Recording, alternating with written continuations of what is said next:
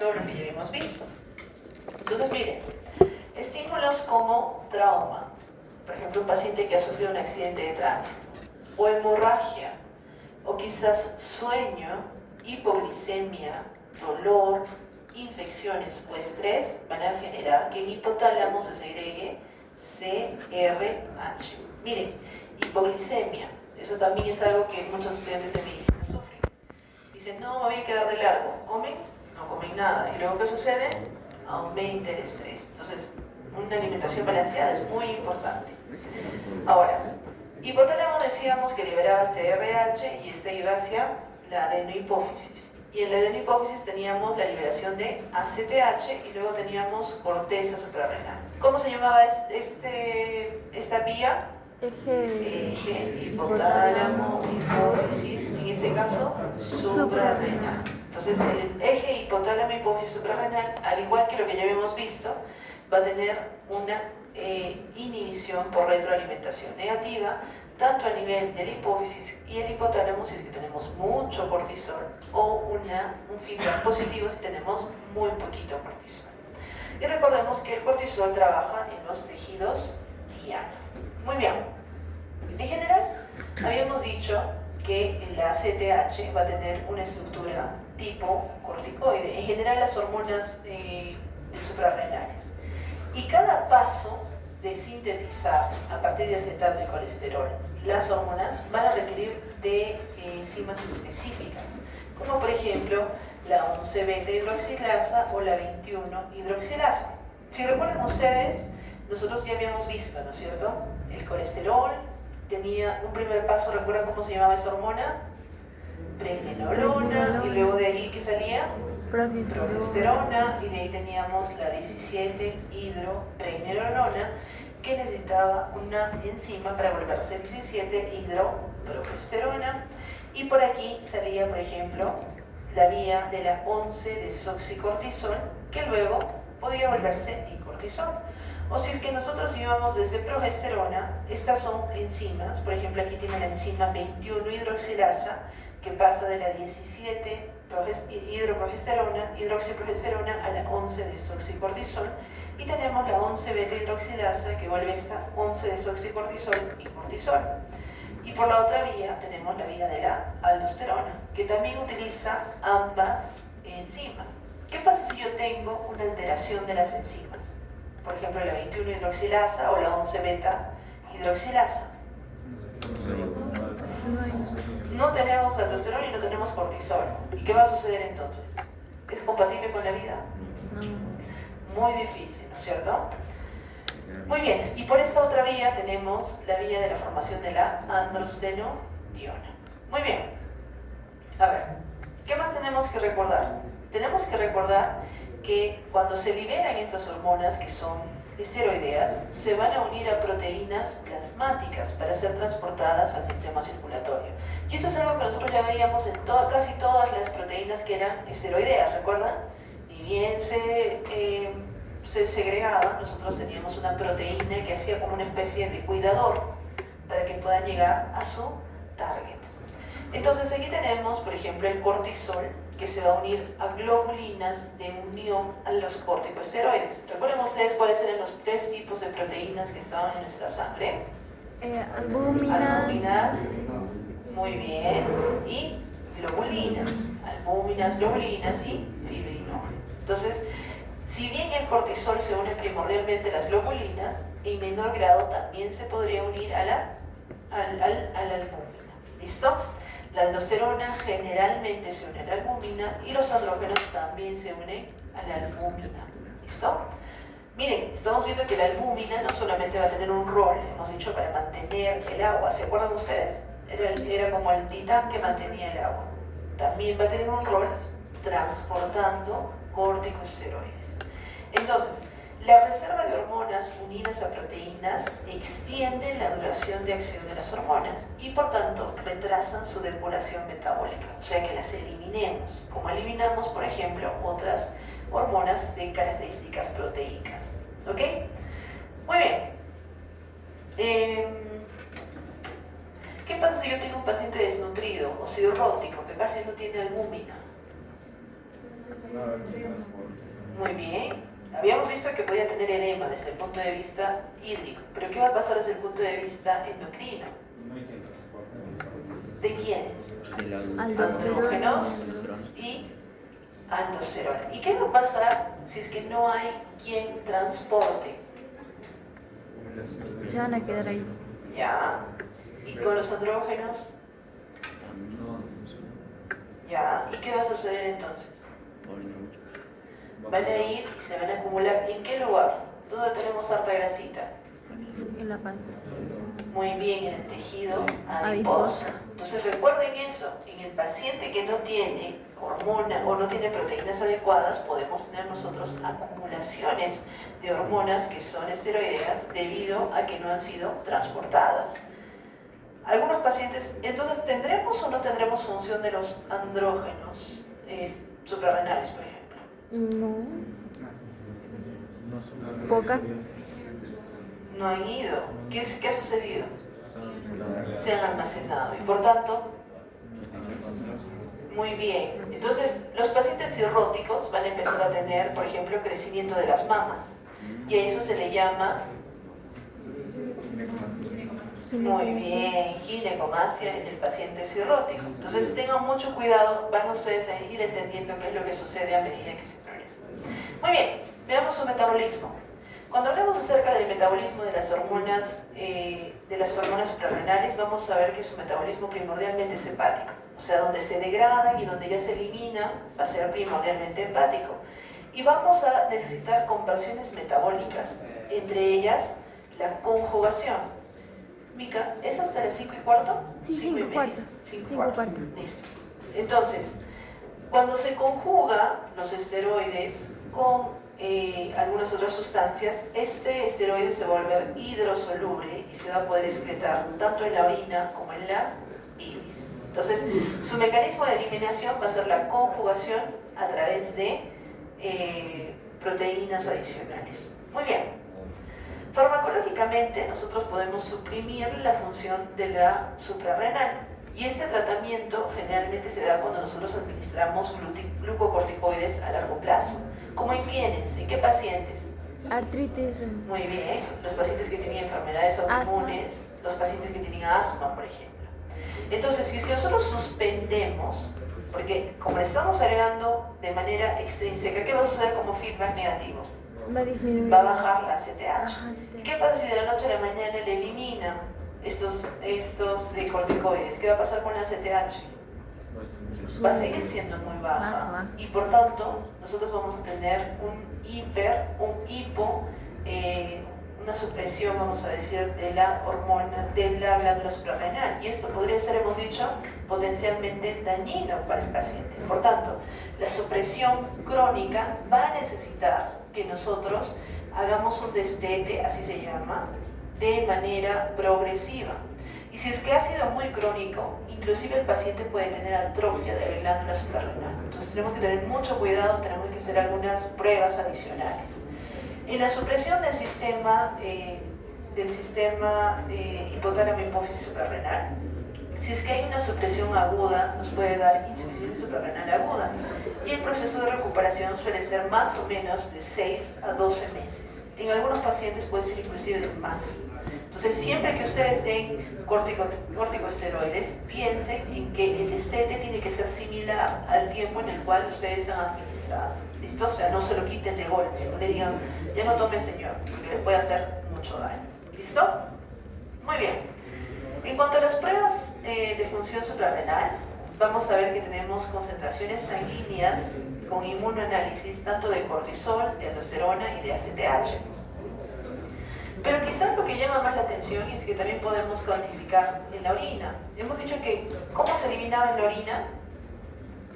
De manera conjugada. Entonces podemos ver la cuantificación de los productos finales y esto nos podría ayudar a ver la alteración de la biosíntesis. También en la orina podemos medir cortisol libre. Entonces podemos medir cortisol en la sangre con inmunoanálisis y podemos medir cortisol en la orina. Además, lo interesante es que podemos hacer pruebas entre las 22 y 24 horas para ver cuánto está el dosaje de cortisol. Y esto se suele hacer en la saliva, pero también se puede hacer en el suero. ¿Listo? Por ejemplo, para los siguientes años, nosotros vamos a tener pruebas de inmunoanálisis que son como las pruebas rápidas para medir cortisol en saliva. Y podemos trabajar en las prácticas, ¿listo? No para su año, para otros años. Ahora, hay una prueba que se llama la prueba de supresión de 1 miligramo de dexametasona durante la noche. Entonces al paciente se le administra 1 miligramo de dexametasona y con esto nosotros vamos a poder determinar si el paciente tiene Cushing o no.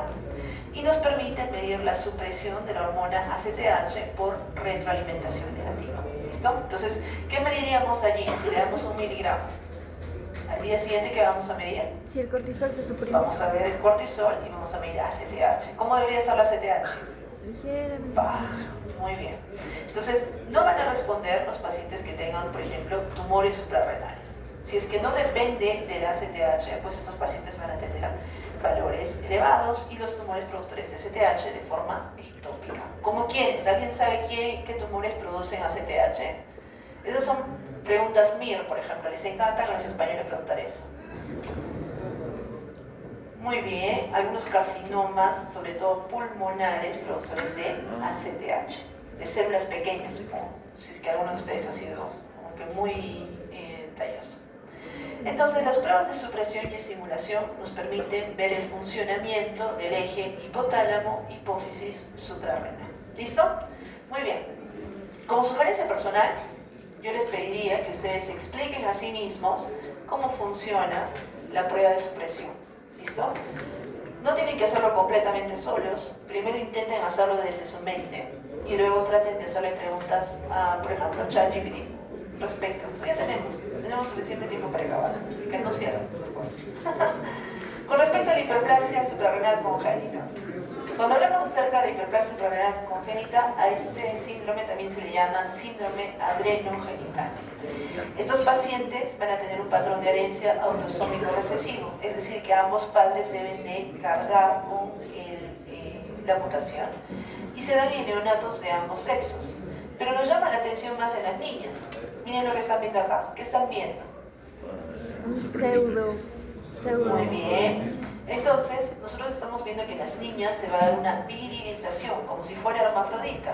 Sus genitales son antiguos, vamos a tener clítor. Este es el clítoris, que es clítoromegalia, fusión de labios mayores y la presencia de un seno urogenital. Increíblemente en estos pacientes la fertilidad no se encuentra afectada. Si es que ustedes instauran el tratamiento de manera adecuada, inclusive puede llevar una vida regular. ¿Listo? Primer punto. Ahora, este síndrome de hiperplasia suprarrenal congénita puede deberse a una deficiencia de cualquier enzima necesaria para la síntesis de cortisol. O sea, estamos hablando de la 21-hidroxilasa o de la 11-hidroxilasa. Entonces, cualquiera de ellas puede ser. Y por tanto, recuerden que el defecto en la síntesis de cortisol, ¿qué va a generar a nivel de ACTH? Un aumento de las concentraciones de ACTH. Miren este paciente. ¿Qué les parece? ¿Cuánto medía la glándula suprarrenal? 2 a 3 centímetros. Muy bien. Y pesaba 5 gramos. Miren aquí. Y esto es de un niñito, ¿eh? Hay una hiperplasia suprarrenal y por tanto hay una sobreestimulación de la vía de las producciones. Por ejemplo, en este caso, de los andrógenos suprarrenales, lo que ha causado la virilización. Pero si es que los mineralocorticoides se sintetizan de manera excesiva, de manera insuficiente, sabemos que esto puede ser incompatible con la vida. Entonces vamos a tener una variante que va a ser la variante tipo virilizante, en la cual se altera la síntesis de cortisol, se desvía hacia la síntesis de esteroides y no hay suficientes mineralocorticoides. Vamos a tener otra variante que se llama la variante de pierde sangre. En esta va a haber una producción deficiente de aldosterona y de los productos intermedios y por tanto el paciente va a presentar hiponatremia, vómitos, deshidratación, inclusive puede venir con shock hipovolémico y no siempre se presenta la hipercalemia, que eso es algo bueno, por lo que no debe ser considerado como un parámetro. ¿Listo? Para nuestra buena suerte, la hipocalemia y la hipercalemia suelen ser manejadas de manera bastante estricta. Entonces, inclusive en este síndrome de pierde sal vemos que el paciente no llega a tener esas alteraciones. Y el tercero es la variante con la deficiencia de la 11-beta hidroxilasa. En este caso vemos que es sumamente rara. ¿Recuerdan ustedes en la vía? Les decía, ¿qué pasa si es que alteramos esta vía, la vía de testosterona y de cortisol? Vemos que hay una producción excesiva de andrógenos y hay una deficiencia para convertir la 11-desoxicorticosterona y corticosterona, y por tanto vamos a ver que el paciente puede tener hipotensión, hipertensión. Generalmente en estos casos no son completos, son parciales para que sean compatibles con la vida. ¿Cuál es el tratamiento? Reemplazo. Podemos utilizar, por ejemplo, mineralocorticoides externos o, dependiendo del grado de virilización, inclusive podemos hacer cirugías reconstructivas durante el primer año de vida. Recuerden que hemos dicho que puede tener seno urogenital y que inclusive puede tener fusión de los labios. Entonces, si nosotros hacemos el tratamiento adecuado, podemos nosotros recuperar al paciente. Ok, ¿qué más? Nosotros vamos a ver que la insuficiencia suprarrenal es bastante sencilla, que ustedes recuerden. Dentro de las insuficiencias suprarrenales vamos a tener dos tipos, las primarias y las secundarias. Si es que es primario, ¿de dónde depende? De la glándula. Por tanto, el síndrome principal va a ser el síndrome de o enfermedad de Addison. Más o menos para que ustedes recuerden, esta fue descrita por primera vez en 1855 por Thomas Addison. En ese tiempo, la etiología principal de la enfermedad de Addison era la tuberculosis. Hasta hace unos años yo les hubiera dicho, la tuberculosis es rara en nuestro medio, pero es muy probable que por cuestiones del COVID, de repente no ha habido suficiente tratamiento adecuado. Hay muchos pacientes en este momento en Arequipa que tienen tuberculosis y que potencialmente podrían llegarles con esta enfermedad. Entonces, ¿cuál es la etiología? La etiología de la enfermedad de Addison va a ser la destrucción de la glándula suprarrenal. Esto suele ser relativamente raro y nos permite o causa la destrucción de todas las capas de la corteza suprarrenal. En este momento, a nivel mundial, la causa principal es la enfermedad autoinmune, es decir, destrucción autoinmune en el 75% de los casos. Pero hemos dicho que en el Perú hay que considerar como una causa importante tuberculosis. También tenemos carcinomas metastásicos, infecciones como por ejemplo citomegalovirus o histoplasma, y también vamos a tener enfermedades amiloides, hemocromatosis y medicamentos, como por ejemplo los medicamentos para tratar las fungiasis. Muy bien, entre ellos también la degradación excesiva de glucocorticoides.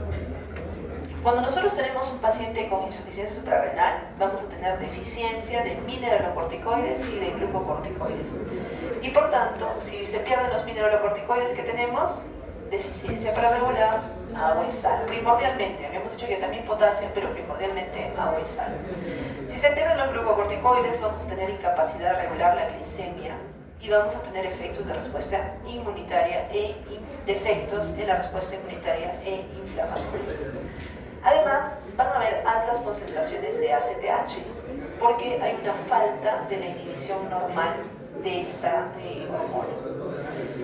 Lo que les interesa, como la clínica, debido a la capacidad de reserva, nosotros nos vamos a dar cuenta cuando se haya destruido 90% de la glándula. O sea, es absolutamente noble. ¿Se acuerdan del riñón cuánto era? 75%. De la hipófisis, 75%. De la glándula suprarrenal tiene que destruirse 90% a más para que nosotros podamos ver clínicas.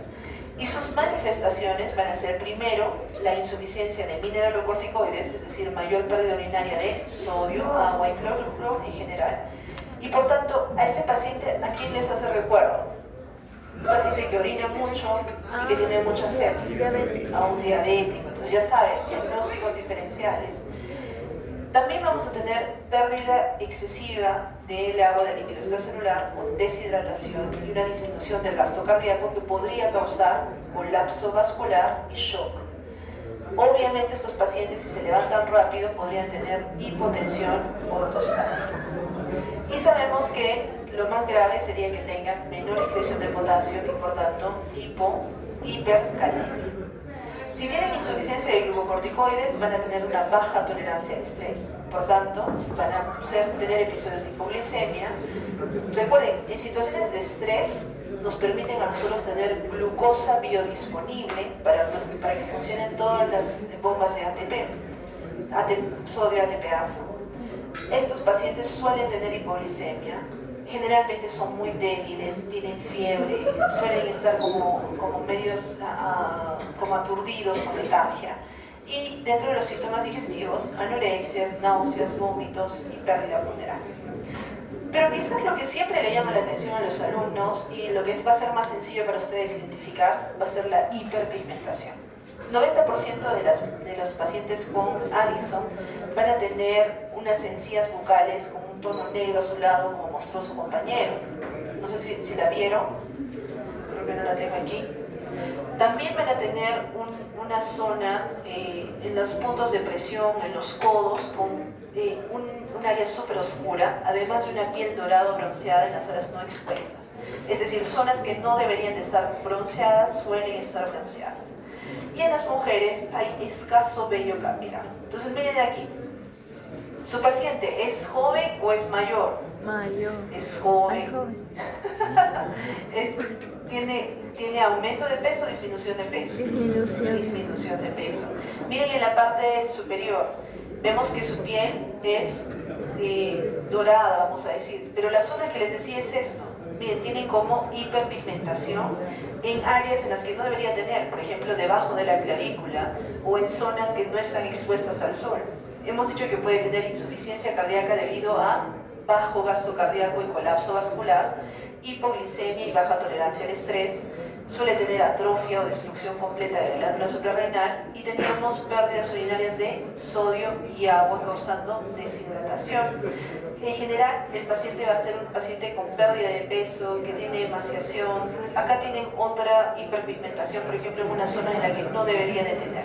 Y esto pueden encontrarlo en muchos pacientes. Y como este es el punto en el cual muchos estudiantes se duermen, no atienden, y estos casos se les pasan.